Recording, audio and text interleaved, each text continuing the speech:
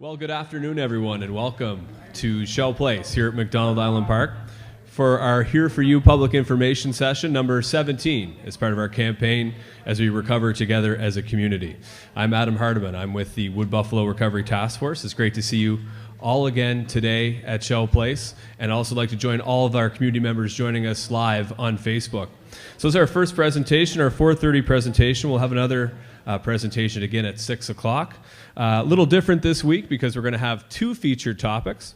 So our first featured topic, you'll hear from them in just a minute, will be on FireSmart activities taking place currently in our beloved Birchwood Trails. You'll hear from Kyle Poole as well as Brendan Urin from the Parks branch of our Public Works Department, as well as Brian Reed, who's with Infinite Forestry, the contractor working on the project. And then after that, after we take some questions from the audience and on Facebook, you'll hear from our Economic Development Department as well as the Canadian Red Cross, and they will speak on their partnership on the Small Business Support Program, Phase 2, that was rolled out last week. Before we begin, I'd like to say thank you to many of our partners who have once again joined us here tonight at Shell Place, or here this afternoon at Shell Place. We have the Wood Buffalo Recovery Committee. I know Mark Hodson is here with us in front and center. I believe it might be Woody from Toy Story with them, but that's okay. I love the costume. You look great.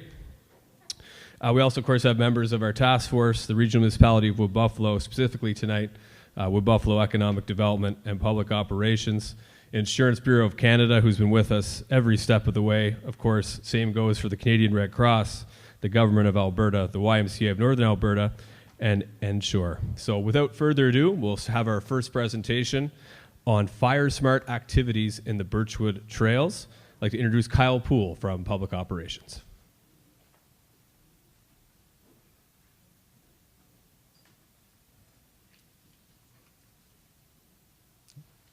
Thank you. So, as Adam said, I'm Kyle Poole. I'm a landscape architect with the Public Operations Department of Regional Municipality Wood Buffalo. And here today with some of my colleagues to talk to you about three main principles of fire smarting in Birchwood Trails. First, we're going to talk about the FireSmart principles.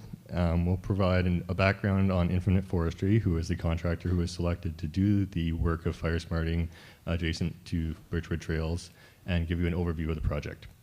So I will hand it over to Brendan Urin to talk about the FireSmart principles. Hi, everybody. My name is Brendan. I work with the Parks Department at the RMWB. So a little bit about fire smarting. A lot of people aren't too sure what fire smarting is and are a little bit confused. Fire smarting is a method of managing the urban forest, prioritizing a healthy tree stand while protecting our residents and our infrastructure from fire hazard. The Birchwood Trails project applies these principles of vegetation management, and which address the potential for wildfire by removing the dead standing trees. We're also thinning the standing live trees, and also pruning the live standing trees of their ladder fuels, which can bring relatively slow-moving ground fire into a more larger, more dangerous canopy fire. And we're also going to remove and dispose of the debris properly. Low ground pressure equipment, using the season to our advantage and using frozen ground, and using hand fallers instead of machines in more sensitive areas are some of the methods we are using to minimize ground disturbance as much as possible. So we got several submissions for this work, and after our evaluation process, we've decided to go with Infinite Forestry Consulting. Experience, sensitivity to wildland and watersheds, and low disturbance methods and price are just some of the criteria we use to decide. Infinite Forestry has been completing FireSmart and fuel reduction projects for over 10 years. Lots of projects of similar or equal size and in similar styles and types of tree stands. Completing projects across the province, including Slave Lake and High Level. They also have considerable experience working in the urban forest area, urban service area, and they have a proven track record of working with the residents for a happy outcome in the end. Thank you.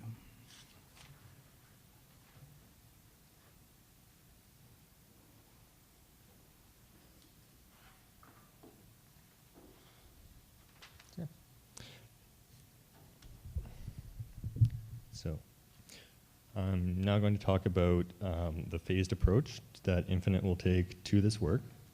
So an overview of the project is on the screen in front of you. So essentially the scope of work encompasses approximately 98 hectares of lands, primarily along the exterior of Birchwood Trails.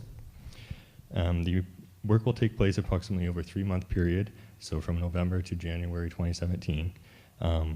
During which period there will be temporary trail closures as there's a mobile work area as the work moves along. So, more detailed scope of work is the contractor will be thinning and removing trees where needed, as Brendan mentioned, but primarily the removal will be of spruce to obtain 3 to 4 meters between crown height. The primary purpose of this is to reduce the fuel source that in the event of a wildfire would provide fuel for the fire. Infinite will dispose of the wood in 2 primary methods. First is through wood salvage, where logs will be taken away and provided as firewood or other means to the public. Second will be pile and burn, where debris will be piled into manageable size piles and ignited when it's safe to do so, which would be with frozen ground conditions and snow. And so just to be clear, this is not a clear-cutting operation. This is just strictly thinning. So again, this is a map of the phased project plan. So in orange, you can see what was phase 1, which was where the dozer guards were created. So this is more of your clear-cutting fire break. What Infinite will be doing is seen in purple, where there will be thinning. So again, not clear cutting, just thinning out the dead and live standing spruce to make it less fuel available in the event of a wildfire. Here, it's probably more visible on our panels. You can view afterwards in person, but you can see the pickup locations for firewood. So as mentioned, firewood will be made available to residents at several locations throughout the neighborhood in a phased manner as Infinite works around the project area. Yeah. And with that, I will hand it off to Brian, who can talk more about his exact project plan.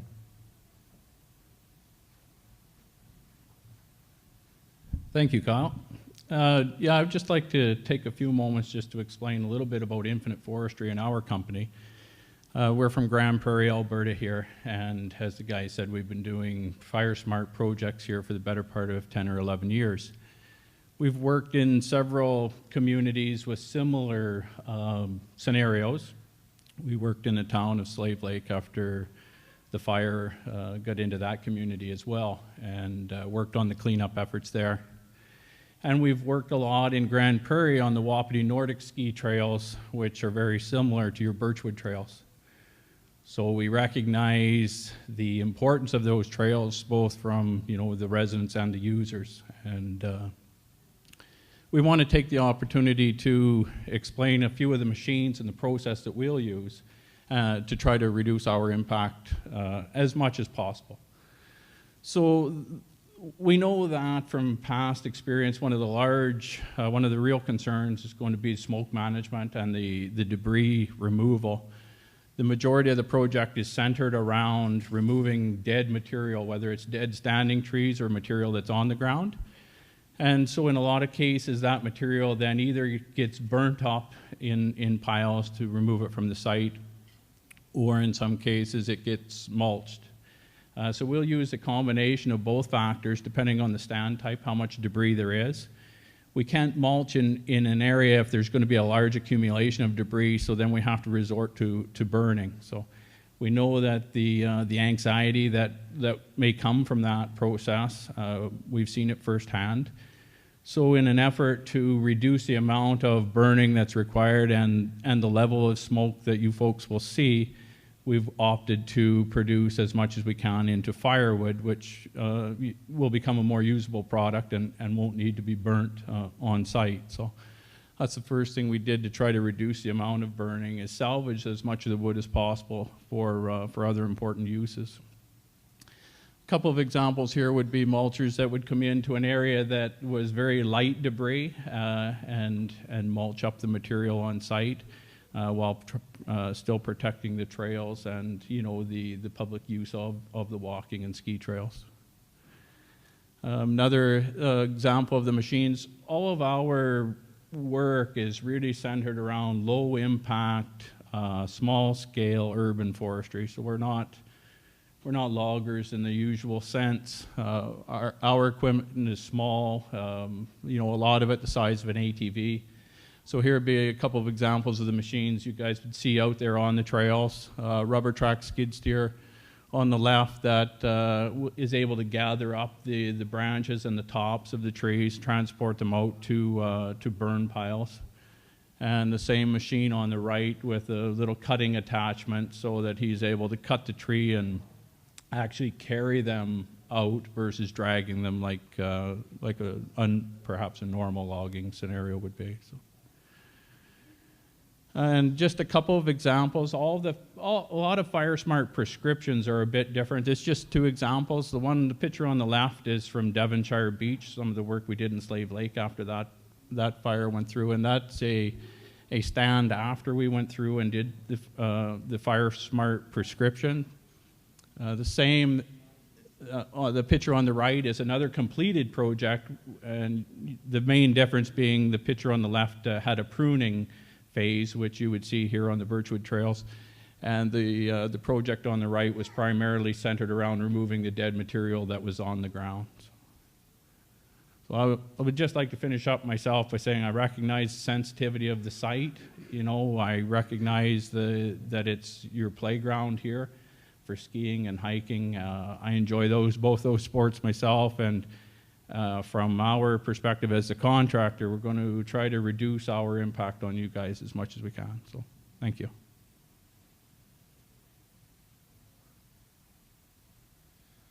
Well, thank you very much for that, Brian, and thank you, Kyle and Brendan as well. So I guess we'll go to our Q&A portion of this before we turn things over to the economic development presentation. So if there's any questions from the audience, if you go right ahead, I'm here to moderate. If you'd like to go to one of the microphones, that would be greatly appreciated, because that means that our fellow residents watching on Facebook Live can hear your question and can follow along, so the other people in the community. If you're not comfortable with that, though, that's all right. So if there's any questions for the audience on FireSmart activities in the Birchwood Trails. Do we have anybody in the audience? Yes, go right ahead. Oh, sorry, sir. I think he just beat you to the punch there, so we'll go to you next.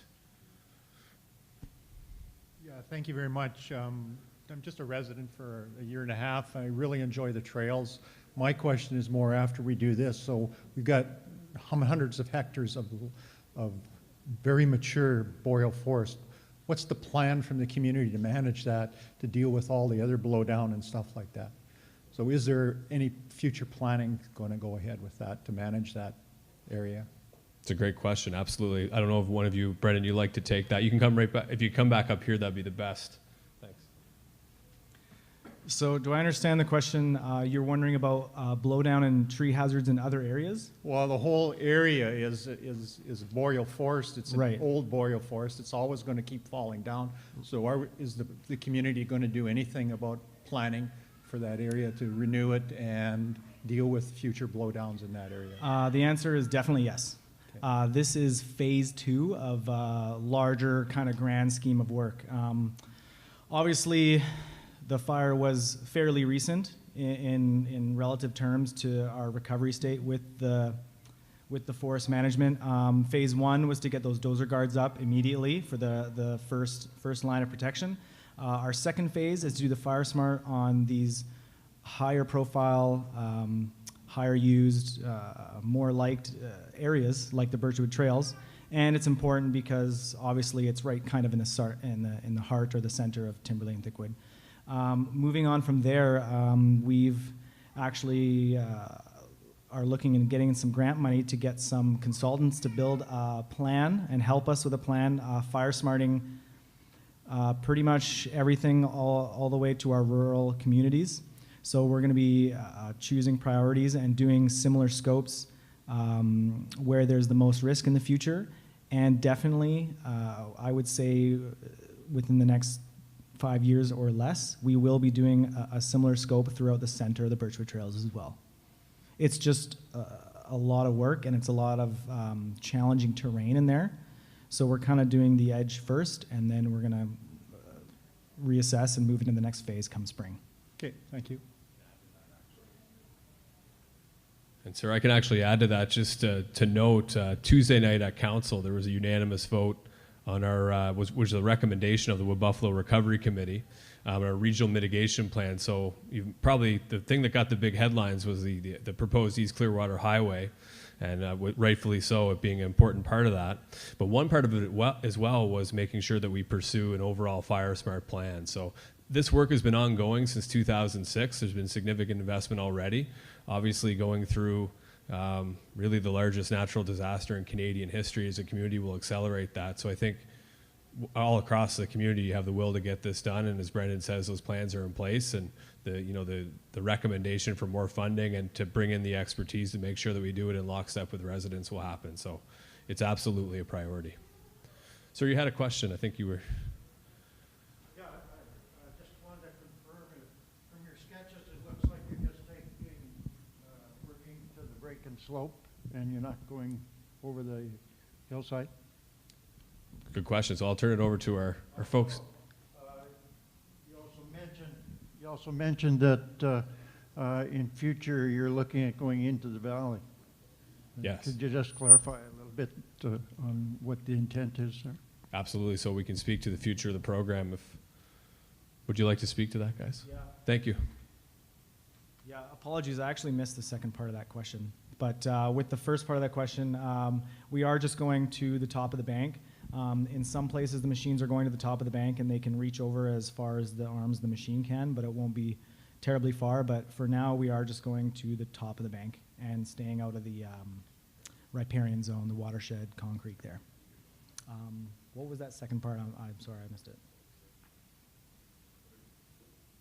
I gathered from your earlier remarks that in the future you're going to look at going into the valley to Yeah.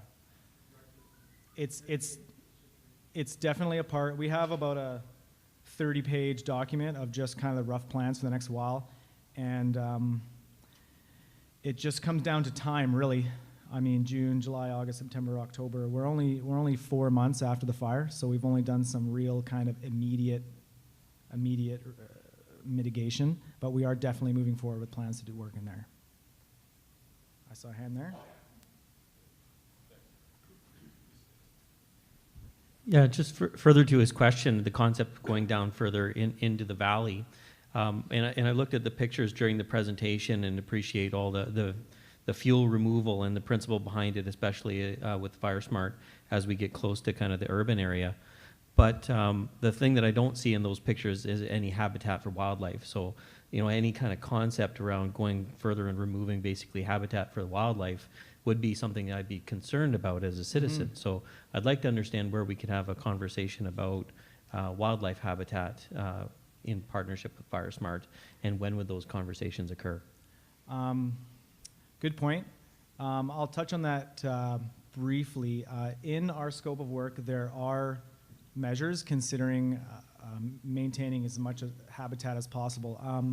We are planning to remove the dead standing trees and remove a lot of the fuel, the forest fuel on the ground.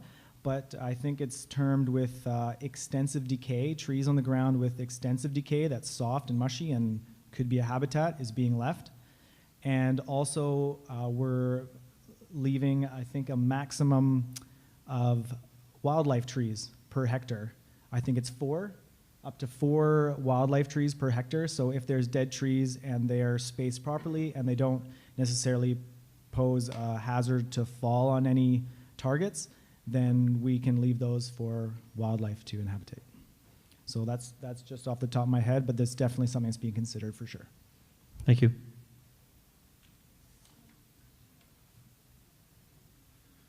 Well, thanks very much for that. We got a Question from the audience. I know, Denise, we're about to make history with this question, so we'll get you here in just a second. Go right ahead, young man.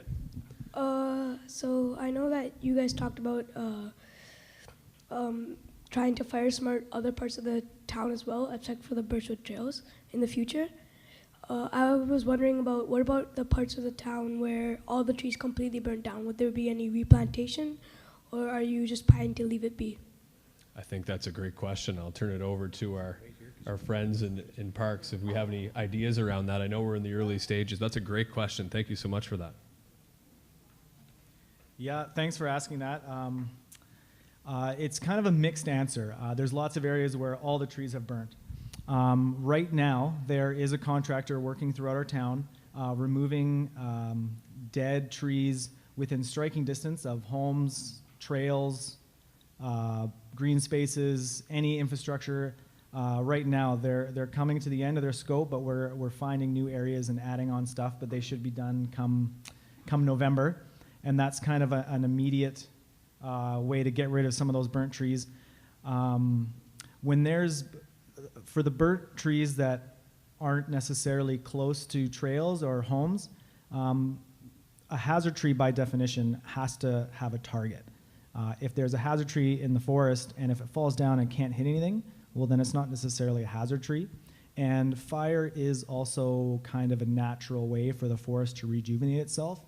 So in lots of the natural areas, there's not too much we can do, especially because it's such a large area. And a third part is we are planting some rejuvenation and replanting with some stakeholders right across Canada. Tree Canada specifically is raising funds with some pretty big stakeholders across Canada, and they're donating some money, time, resources, and donating lots of trees, and I'm working with them to do a replanting plan in some higher profile and desired areas, if that answers your question. Well, thank you so much for your question. That was definitely a very good one, and it looks like we've got a whole crew of new members for the Mayor's Advisory Committee on Youth, so I hope you guys will look to join that in the years ahead. It's awesome to see you guys out. So we got another question. Go right ahead. Are you coming up? Awesome. So I was just wondering how young people and schools can get involved with all of this. Well, I think you guys are starting out here tonight by coming out to hear for you, so that's a great first step. So I think that's something we'll definitely get your contact information, and I'll tell a tale of the school. One of the person that lives in my house works for the Catholic School District, so I'll talk to her later tonight over a coffee or a tea, and we'll talk about it, and I'll reach out to the public board as well, and we'll make sure, and of course the Islamic school and all of our school districts to make sure that we're connecting. So, oh, you guys, your public board. I see, I should have went public first. See, that's the mistake you always make, right? You pick one over the other and you get in trouble. So all of our school boards will be equally treated. We love them all, and we'll make sure so how we get involved, we'll reach out to you guys, because we think there's, the commitment to sustainability amongst our youth in this community is incredible. So we want to make sure that you guys are a big part of this. So thank you so much. Brendan, you got something on that? Go right ahead. I just want to throw out a quick note. I'm glad you brought that up as well. We've actually made a plan come spring, right before school's going to get out next summer. We've already locked in some funding for doing kind of a planting day at a few of the local schools. Yeah, so we got some supplies and resources lined up. So I can't guarantee where that's going to be just yet, but that's definitely in the works, and we're definitely trying to keep you guys involved. And we know that the young people and middle-aged people and old people have all been affected by this stuff, and we're trying to kind of make it good for everybody. Thank you. Okay, so we're going to make a Here For You record, Here For You first time ever. So we have a Facebook Live question, but it's coming in from someone in the audience, right? So Denise, I know it was you.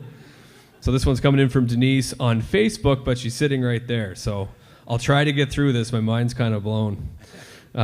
Denise is asking, and it's a good question, how is it safer to mulch and leave, I guess, the trees on the ground if the fire were to go underground, and I know we had the story today about the Horse River fire, still at 590,000 hectares, well north of our community currently, but the fire is not going to be put out until the wintertime. That's one of the things they mentioned in the article, was the ability of that fire to go underground. So I'll ask some of our experts here,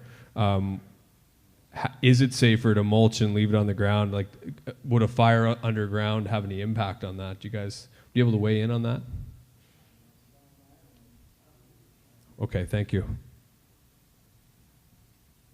I'd just like to say that the mulching is just one small tool that could be used. The majority of the debris in this particular project would not be removed with mulching. It would probably be the firewood salvage would get rid of the greatest amount of material.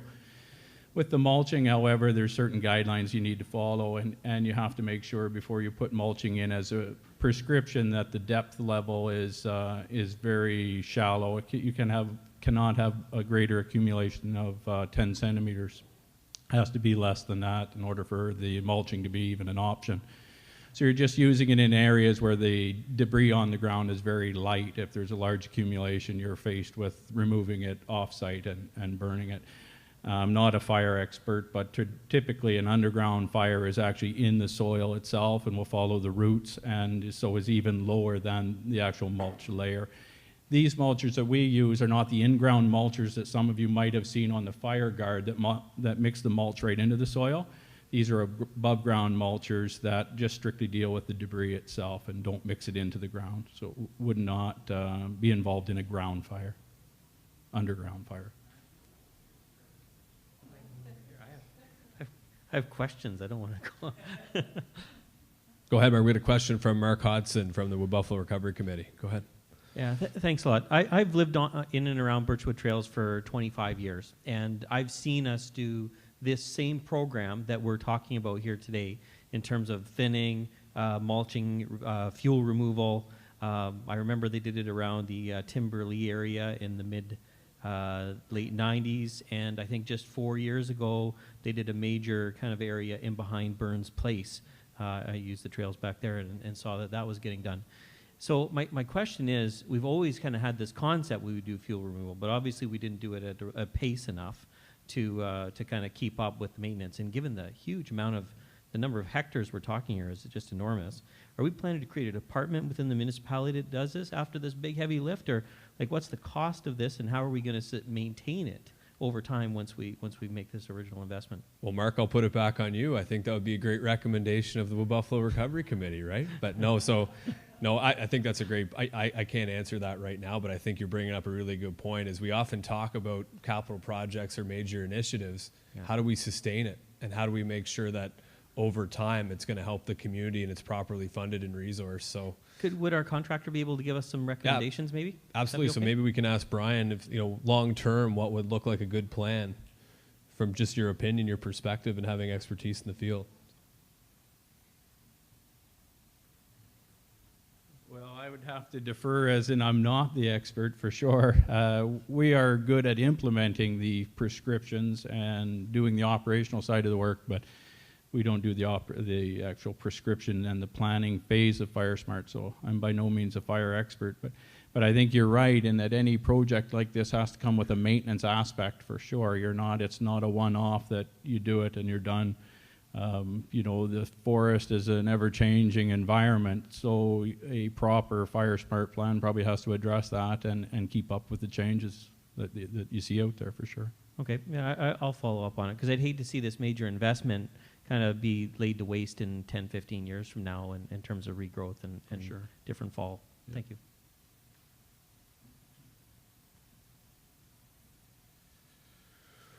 Okay, thank you so much for that. Thank you, Brian, for taking that one for us. Do we have any more questions from the audience? Do we have any questions on Facebook Live from someone not in the audience?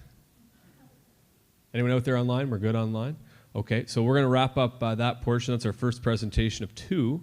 So as we mentioned off the top, we're going to go, Jenny, Jerry, Zach over there, we're going to go to our second presentation. This one, as we mentioned off the top, on our small business support program, a partnership between the Canadian Red Cross and the regional municipality of Wood Buffalo, specifically Wood Buffalo Economic Development, working in partnership with the Wood Buffalo Recovery Task Force. So we're going to start things off. We've got Amanda Haydes as well as Andrea Haley from Wood Buffalo Economic Development, and then we'll hear from Guy Choquet. Is that close? I got it. Okay. So thanks, guys, for joining us on FireSmart. We're going to talk about supporting our small businesses.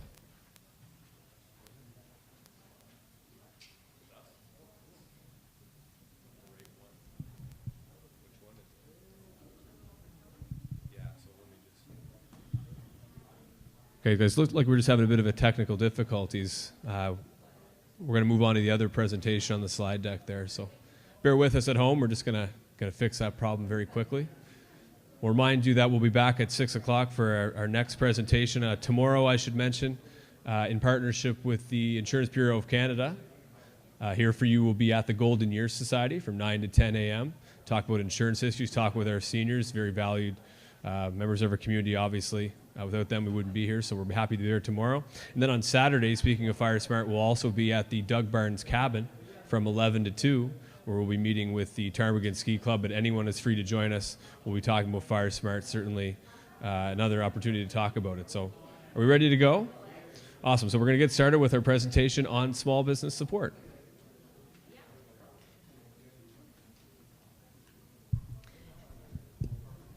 Thanks, everyone, for joining us this evening, and we're glad that you can make it out and hear what we have to say. Sorry, I'm just trying to get my notes here situated. There's a big clipboard in front of me.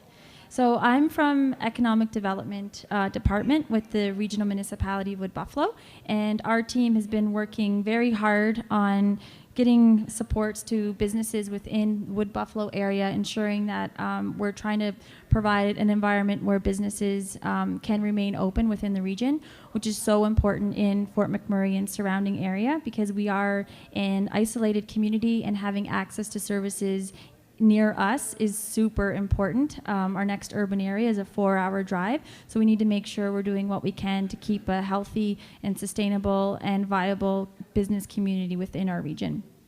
So on May 25th, we were very lucky to get a business and economic recovery plan approved by council. Prior to this, there was a ton of work that went into getting this document together and getting this recovery plan together. Our economic development team was working all the way from Newfoundland to Alaska, and they were working tirelessly even on the way out of town in the early days of the evacuation. So this piece has been actually ongoing and has started during the evacuation, and we're still working on it. So it's a piece that we're definitely focused on, and it's critical to our business recovery within the community. As you all know, there is a Wood Buffalo recovery team that's in place right now, and through their campaign plan, we're making sure that our recovery plan is in alignment with theirs and that it falls through and in an alignment with the economy pillar, so that there's no confusion there.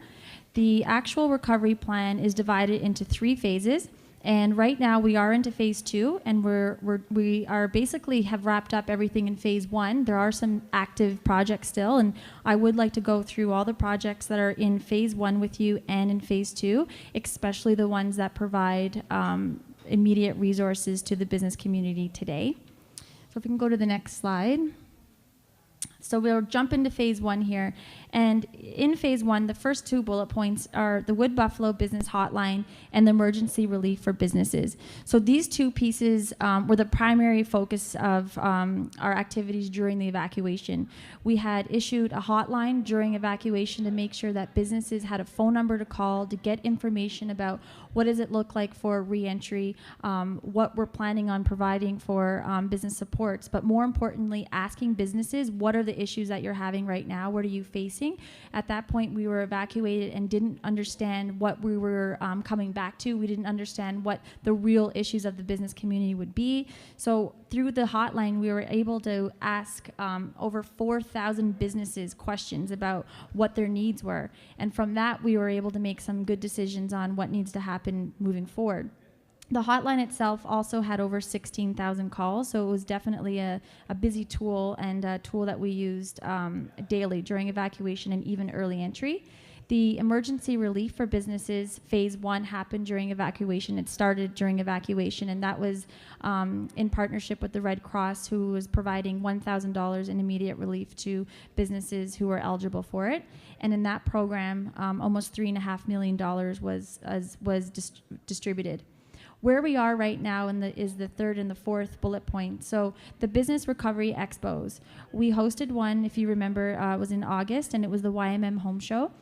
We didn't know how successful it would be. We were planning that home show actually during the evacuation, so it was something we thought would be useful to residents who had lost their home or who needed some reconstructing to come down and have the supports available in one area, but also to give our local businesses a place where they can showcase what they can offer for recovery. And it was hugely successful. Over 2,000 people attended, and since then we've had a huge push and interest to have a home show that mostly focuses around builders. So that's what we're doing now. We're doing a home builder expo, and that takes place November 25th to the 27th. We are looking for local builders to participate in the home show, or the builder expo, sorry. And we encourage you to contact us through our website at choosewoodbuffalo.ca if you're able to come down and participate in that 3-day show. And of course, it's in partnership during the same time as the Fort McMurray Tourism's Christmas Market. So we'll be located in the actual Christmas Market trade show. The fourth bullet point here is the Back to Business Resource Center, and I urge any business to go down to the Back to Business Resource Center, no matter if you're a home-based business, a larger company. There are a ton of resources that are in this office, and we're located in the Hardin Street building on the first floor, which is across the street from Tim Hortons. And in that space, you can also get access to different groups, such as the Chamber of Commerce, Fort McMurray Construction Association, Community Futures, NABA, and Insurance Bureau of Canada. You can meet with them, make an appointment, or just come down and drop in. Also within this space, it's meant to be a one-stop shop. So if you need access to a computer, internet, phone, scanner, anything that you may not have access to right now to do your business properly, we have supplies there, and we have office space there. More importantly, I think the value added in the space is our programming. We do have a CMC coaching program, and that stands for Certified Management Consultant Coaching Program. It's a program that would cost quite a bit of money if you were to pay for it directly. We're fortunate to have this all funded by the government of Alberta, and it's available free to businesses. So if you haven't accessed this resource, I would strongly urge you to do this. It's a one-on-one coaching session, so it's tailored to whatever your needs are. If you need help with looking at maybe changing your product supply, or maybe diversifying your business, or changing your business model, or a business plan, it could be anything. This is a definite resource available to our businesses now, and I would urge you to take advantage. We also have Ask an Expert program. So if you're looking for accounting, legal, marketing, business startup advice, we do have these one-on-one sessions. If you go on our website, choosewoodbuffalo.ca, you'll see which topics are offered on which days. And again, that's something that's free to our business community. We also offer educational seminars, and as you can see on the screen, there's a lot of different themes or topics that we focus on, and we've been changing our themes as we've been hearing back from businesses what we're missing or what they want. So we're flexible, and we can definitely add different types of topics. And again, it's free. Everything that's offered through this center is free for businesses. And just to give you an idea, next week there is Social Media Monday, which is at 1 o'clock to 2 o'clock, and it's located at the BBRC. Come down. And also Ask an Expert focuses on legal next week on Tuesday, and that's between 1:30 and 3:30, and you can contact us and make an appointment if you'd like. And if you go on our website, choosewoodbuffalo.ca, that's really where you can find the bulk of our information, and everything is available there. As we move into our phase 2 of the recovery plan, we've got 3 priorities, and one of those priorities is our small business financial aid. We have a whole presentation coming up right after me that focuses strictly on this piece, so I won't go into any detail about it. We also have our economic impact assessment. So basically what that is it's really understanding what has the impact of the fire been in Wood Buffalo. And this is interesting information for the municipality, but also for businesses and people who live in the municipality, because it'll give us an understanding of where we were before the fire. We were in a unique situation with the global slowdown in oil production.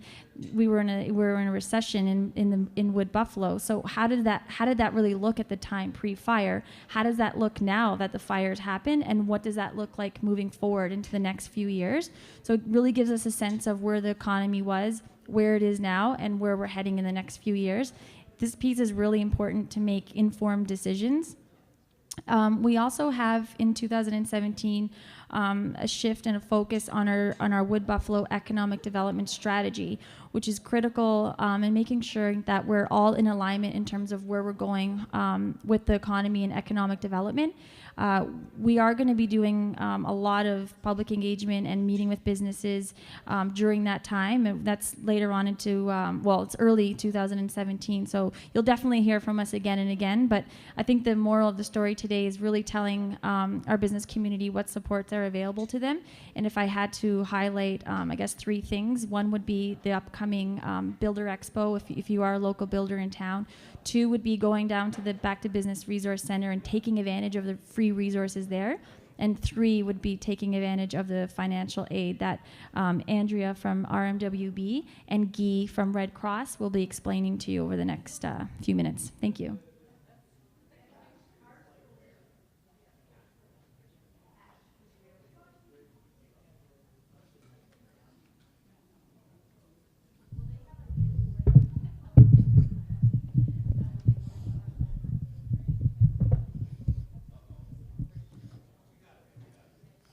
Okay, good evening. Guy Chaquet from the Canadian Red Cross. We're here to talk about the small business program, but I wanted to start sharing with you a personal experience with small business. My family here in Alberta just celebrated 60 years of the small business that my parents started when I was a child. And I remember, to me, small business means being at home, remembering my mom having an office, people coming to visit us on the days, the weekends. And then at one point, the business grew big enough that my mother had her own office, but she was one woman person. And so for me, small business also means family. And I think those of you who are in small business know how much hard work it is. Small businesses are tied to the family, families witness. And so to have an event that occurred recently here has an impact on the business, but it also has an impact on the family. So I just want to make sure that you know that that's an important part of the recovery, is to make sure that the family is able to heal as well as the small business. So as part of that, at the Red Cross, when we're providing assistance to our clients, we encourage them to come in, even if they have a small business, because we know the impact is also on their family. So I just wanted to start off by saying that. This small business program is a collaborative effort with the municipality here, and we started with the municipality. They're the ones that administered the original slice of the program. So this is a 3-phase approach program. The first phase was the $1,000 that was given out, and that was just meant to kind of give a little bit of immediate assistance. And the Canadian Red Cross, this is the first time that we actually are providing support to small business. It's a new approach for us, so we wanted to make sure things were done properly. And so that's why we ensured that we collaborated with the experts here and used the resources that are in the municipality to be able to move this program forward. And this program was announced last week during Small Business Week, and the whole intent of this program is to make like a one-stop shop.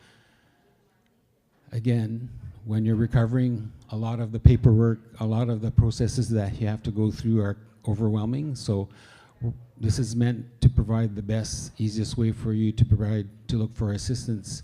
And so the collaboration is an important element of this program.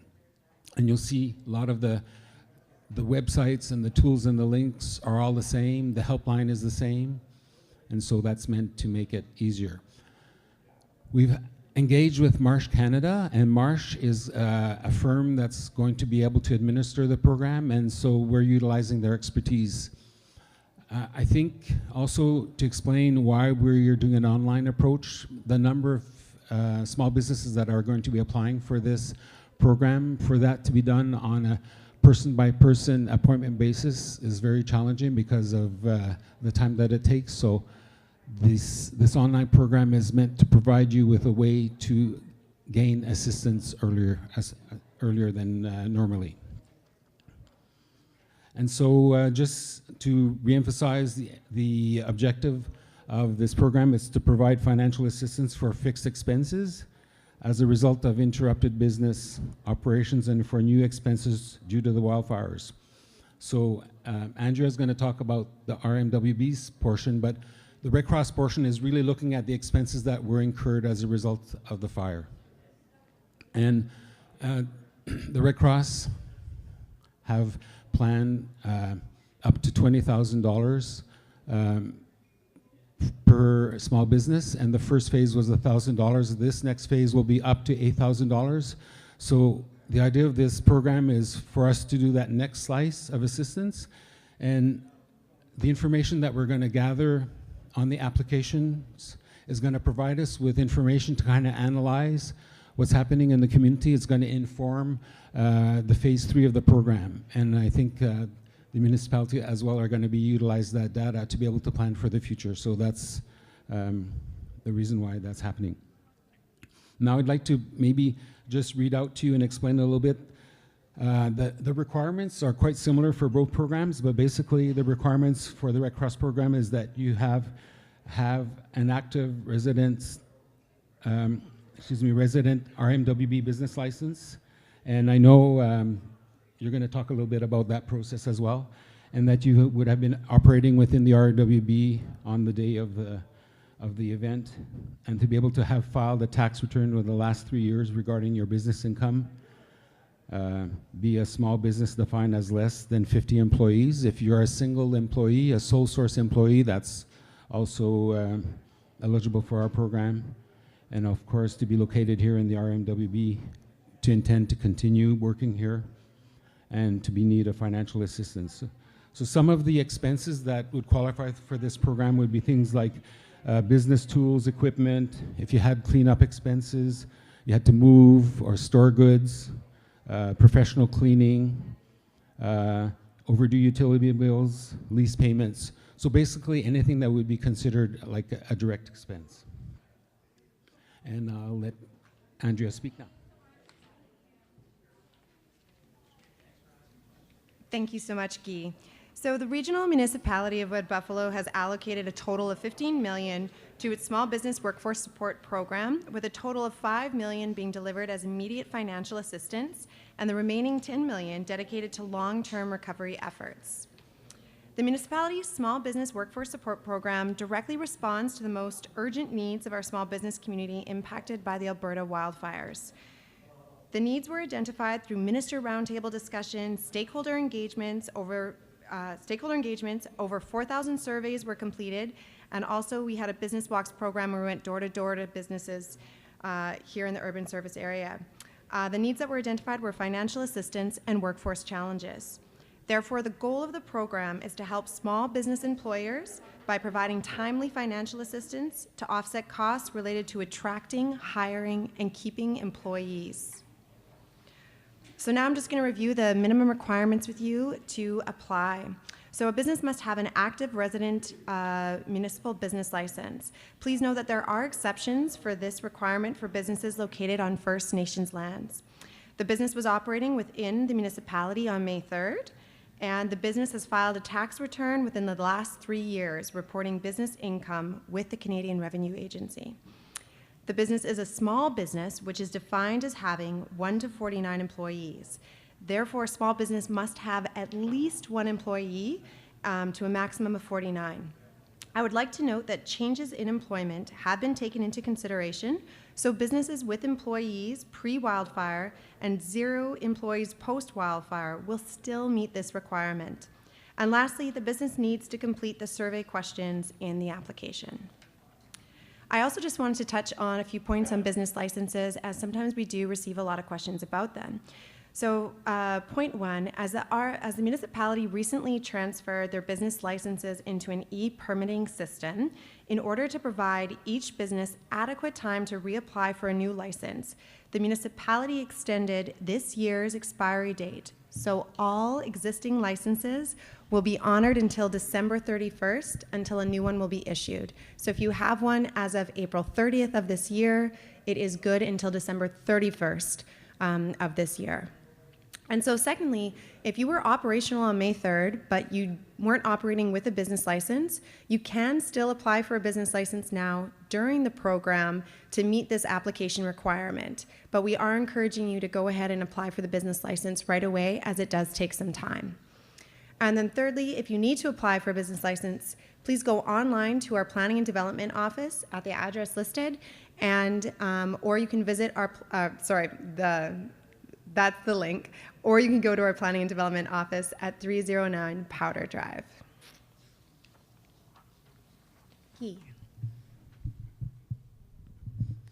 Okay, so here's a little bit of information of where to apply. So as you can see, that's the address where you can find the online form.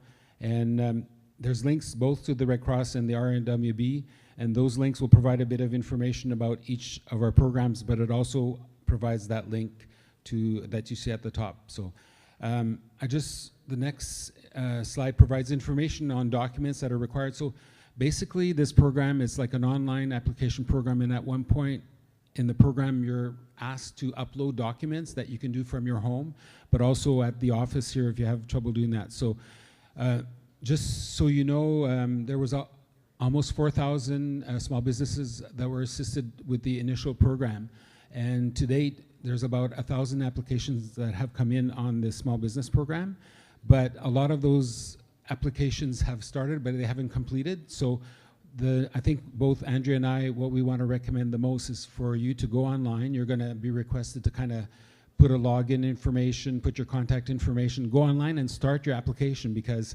it's kind of a tedious process. So the quicker you start, the quicker you're going to be able to kind of look at the types of information that you're going to want to have to present. So that just provides a listing of some of the information that you'll require, which is the business license number, Canadian Revenue Agency business number, if you have employees, the workers' compensation number, the number of employees, and then tax documents and assessments.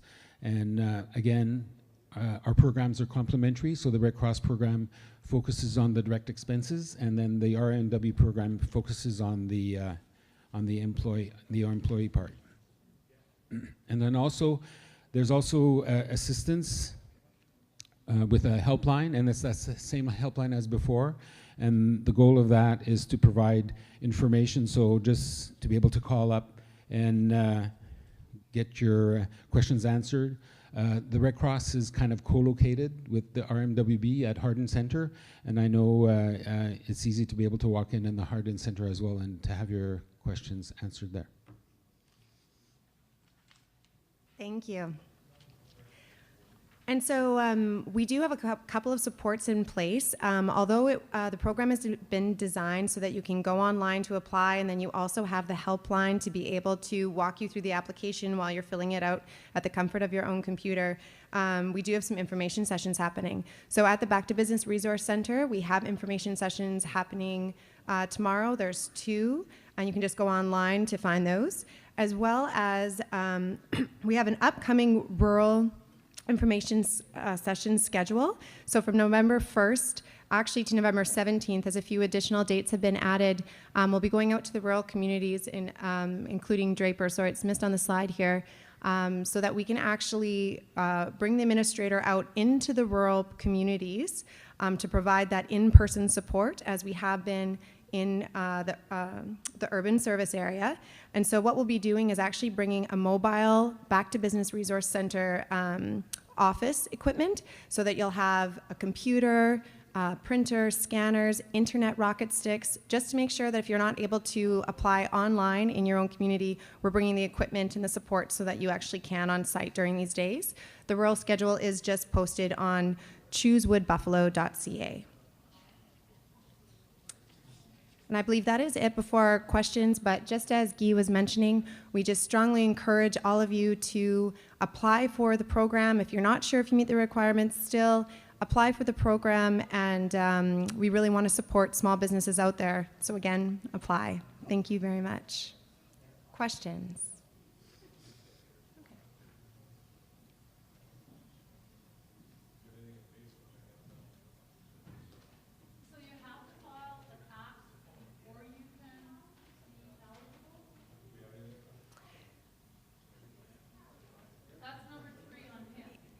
Yes, it's on both of ours, so I'm actually going to let the administrator, if it's okay, answer that question because she'll be able to answer it the best. This is Veronica. Thank you.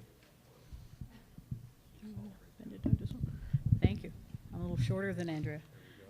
Good evening. My name is Veronica. I'm with Marsh Canada. We're the administrator for the program.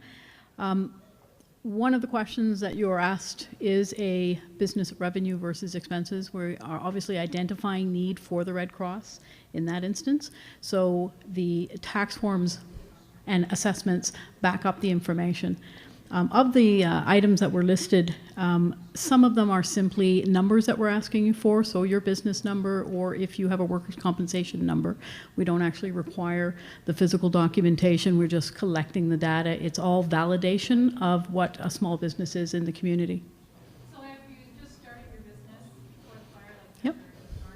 they're okay? They are okay. We may ask for some validation, or if it coincides with what we know are typical incomes for that type of business, it's not a problem. If you are a new business and you have your license and you're operating pre-fire, then that's fine.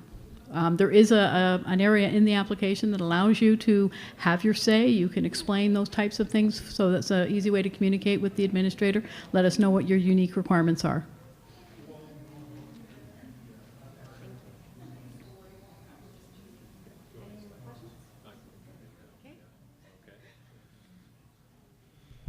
Well, thanks, Denise, for that. Thank you for taking that question. I'm going to fix this back, I guess. So I'll just blame Jerry Neville for all the problems we're having. Jerry's over there doing a great job along with Jenny Walker and Zach Barrett. So thanks, guys, once again, our wonderful staff helping us out. Do we have any questions on Facebook Live, Robin, coming in?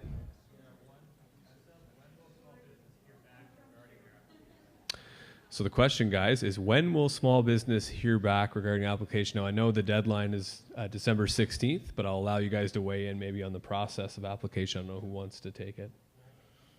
Andrew. The question came in from Facebook Live was, when can they expect to hear back? I know we've been talking about January, and the deadline being December 16th, but I'll allow you to go into that. Great. Both myself and Guy will respond to this. So for the disbursement of funds from the program, this is different for both programs. So for the municipality's Small Business Workforce Support Program, disbursement of the funds will happen after the close date of the program of December 16th. Most likely funds will be distributed within January. And now I'll let Guy speak to Red Cross's program. So for the Red Cross portion of the program, like I say, what we want is to encourage people to apply and finish their application as quick as possible, because as soon as the applications are completely done, we'll be able to release funds within a couple of weeks. So the priority is to do the application and to complete the application.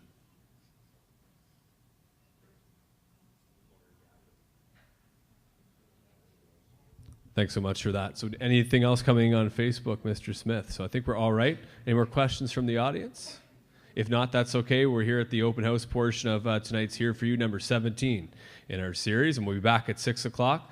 If anyone out there watching wants to tell their colleagues, their friends, their neighbors, we'll be back at 6 for a presentation once again on FireSmart activities in our beloved Birchwood Trails, as well as small business support, a partnership between the Canadian Red Cross and the regional municipality of Wood Buffalo. Thank you so much, everyone. We'll be back at 6 for our second portion. We'll talk to you soon. Thank you.